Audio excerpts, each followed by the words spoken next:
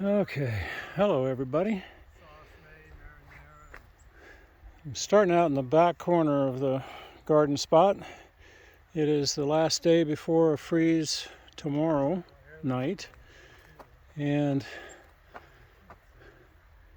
all along the north side of the garden I planted potatoes, and we have not yet dug into those to see what's up. The ones at this end actually are sweet potatoes or yams, and I think those are yams. Somewhere along the way they turn into potatoes, mostly down the row here. Yeah, so there's some weeds in there, but a bunch of potatoes underneath. And then we're looking at 100-foot row of asparagus that's just turning color. The geese are flying over. There they go.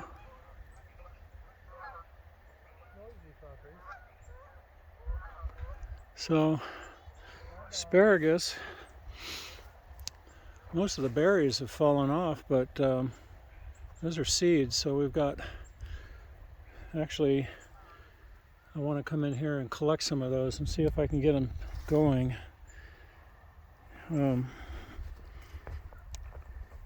Just start planting them out in the wild.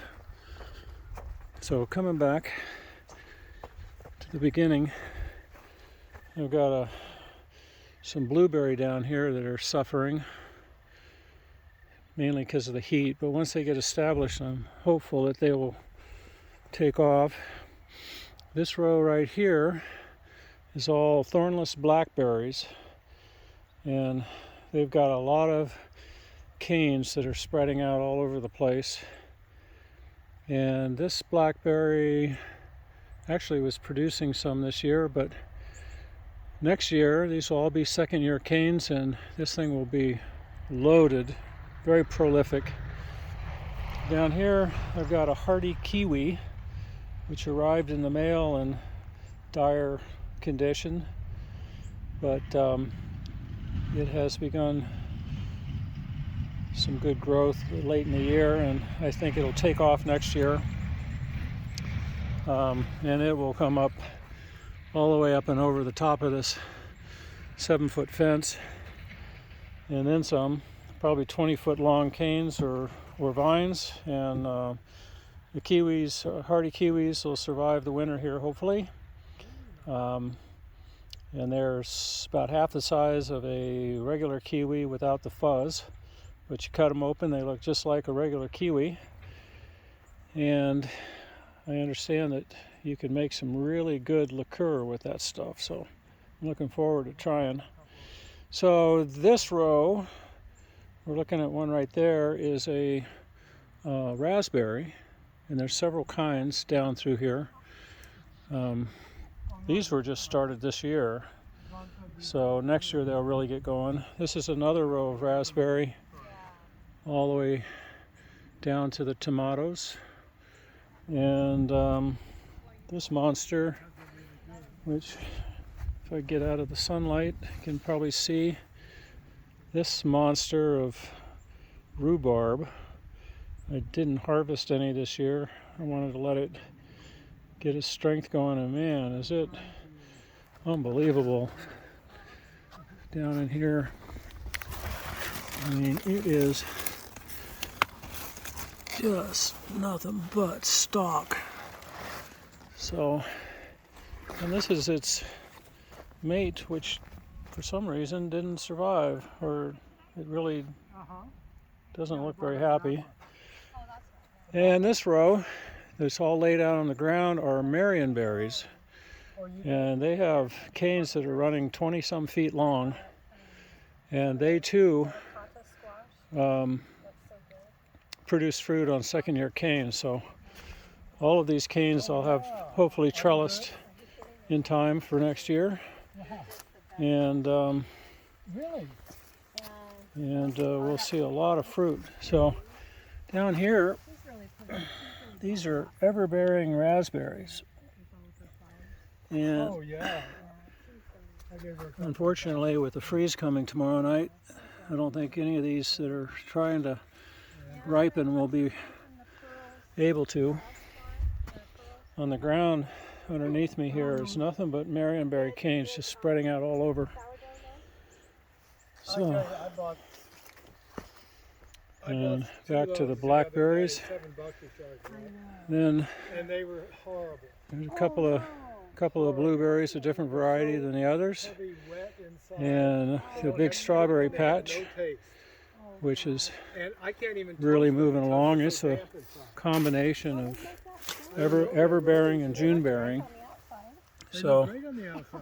there are some everbearings here that Well, I bought one. are looking kind of nice. And, They're doing something wrong. yeah, they're doing something wrong. And here, There she is.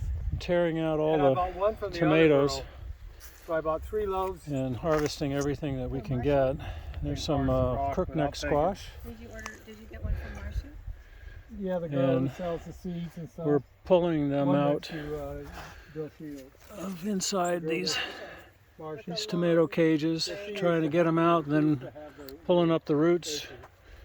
There's For the rush hour pizza. just tons and tons and tons of, So she makes. well, not tons, but Well, hers was there better, are but it wasn't that much. a lot of tomatoes.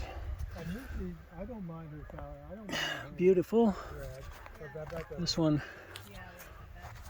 she's, it still has a lot of picking to be Rebecca done. can't wait to make bread again, she said. Yeah. But I don't know. And Dale's here helping me today. I Yeah, couldn't get it man. done without him. This is fun. Yeah, It's good. It's good for the back. And Exercise. That's I'm right. collecting boxes. It keeps us away from the gym. yeah. Patty's the box Yeah, girl. we both we both have neck problems. There ain't no gym here, guys. And we aren't even necking, and we have problems. Oh, I know. No fun. I know. And over here, all over the ground, I'm gonna are try a couple of these, even though these Yeah, things are take weird. lemon cucumbers. some down They're there. like little baseballs, Yeah. and You think so? when they're I think they're kind of a bright yellow like that, they are really good. But when they get more golden, like this one, they're a little more seedy, but they're still good eating even then. Here's one that's actually bad. So I've got to go through here, and then there's cucumbers all over the place on the ground. But yeah, I'm gonna have to that's a big one. See if that put these out in the little house to see how much I can get to ripen, the geese are chasing each other. to make the best out of the harvest here. So we've got tomato plants and cucumbers, green tomatoes, ripe tomatoes, cucumbers all over the ground, Yeah, but put it in the stew pot. and zucchini squash. I'm trying to find something a little hard. There's a almost totally green tomato plant, but underneath there's probably some good ripe ones. Yeah, you're gonna. And this was What we all should do, vines along this south side of the garden, and I've already pulled them take out some of these into piles. while I'm here. And Take these up to the house. there's some of Oh, here. Patty's amaranth, and these were self-starters. We grew them last year, and they seeded themselves all over the place here. And you can see, more are still popping up out of the ground. I tore some out, and they just keep coming back. So once you plant them, they're an invasive weed, but they're beautiful, really beautiful. And actually, there's some videos about making the grain, using the grain for making bread. And I That's good. just haven't gotten into that mindset yet to deal with amaranth. And this, sadly, the sun is going down, but this is this year's single survivor. And I don't know what the variety is. Everything I eat, I have to have hot sauce. It is No, not cucumbers. quite beautiful though. I pickle it. Do you have a license for that thing? Absolutely. Yeah, here's some sunlight. You're looking to get in that alpha state. Or no, what state do you want to get into? Gamma. Yeah, gamma. Get on this machine. I know if I can ever get in that state. So, I'm too hyper. you know, it's not, it doesn't have a lot of leaves. It has a big ass buds though. It sure does have a lot of buds. Yeah. I got everything I need, Okay. I think. Get that to focus. That's all. And man, you stand downwind from this thing and it is rich. Very rich.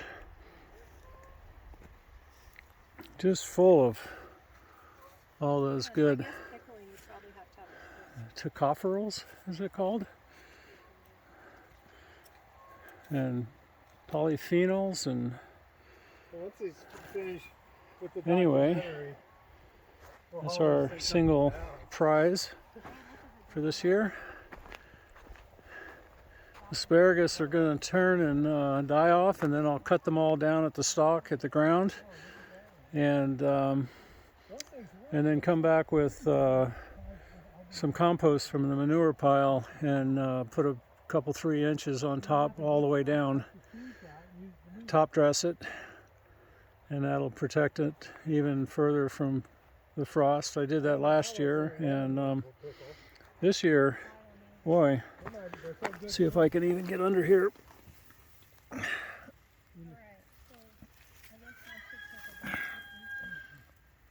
The stalks in there are, oh, you can't even see it all, but Oh, that's too heavy. You shouldn't.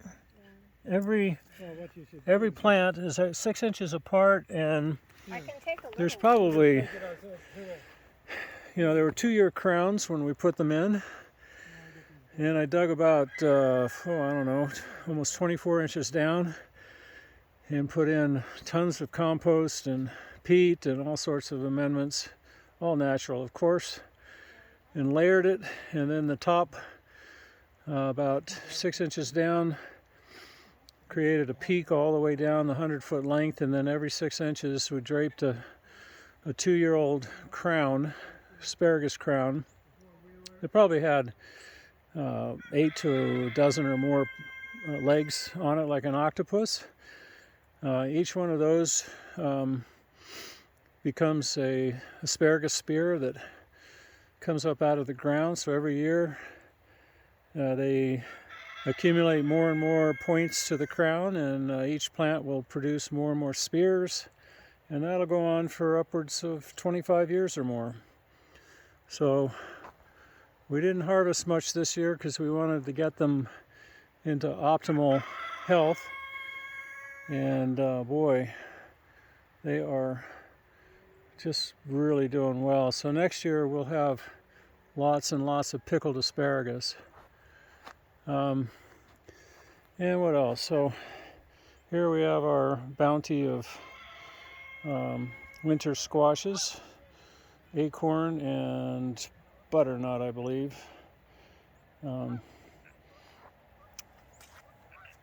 So I've got to figure out a way to store those where they'll last the longest. So anyway, that is pretty much harvest day here at Ravenscroft, and the last few things, got all the chickadees out here. Last few things have got English walnut and 3 pear trees, one's an Asian, and 6 Montmorency cherry trees, which are pie cherries, tart cherries. And the deer have made dinner out of some of the lower leaves. I sprayed some deer repellent on them and made them a little less appetizing. But I've got to get cages around these before the snow flies, because when all this normal food stock, the grasses and whatnot, are gone under snow, the deer will be eating the trunks and the bark off of the base of these things, so I got to get them protected. I put this around, and I need to actually put something a little larger in diameter on the others. This is the one pear tree that each one of those white tags hanging on there on a different branch are a different type of pear. So I think there's a Bartlett and I don't even remember now. Well, there's a Warren, which I've never heard of. And there's a Mason Delight, which I've never heard of. There's a Blake's Pride. I guess no Bartlett. And a Kiefer pear. Probably it's not focusing for that, but so 4 different pears grafted to one trunk. And this pear tree down here, man,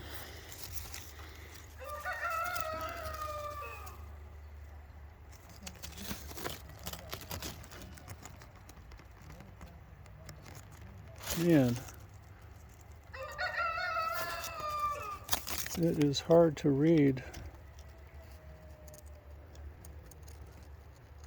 Tomorrow's first edition Asian pear. So yeah, this is the round like an apple pear, Asian pear.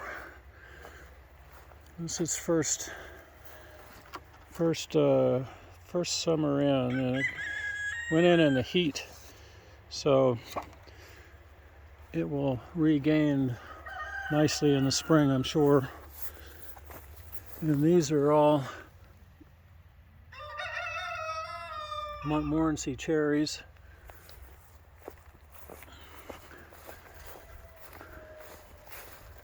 And that's pretty much the garden for this year.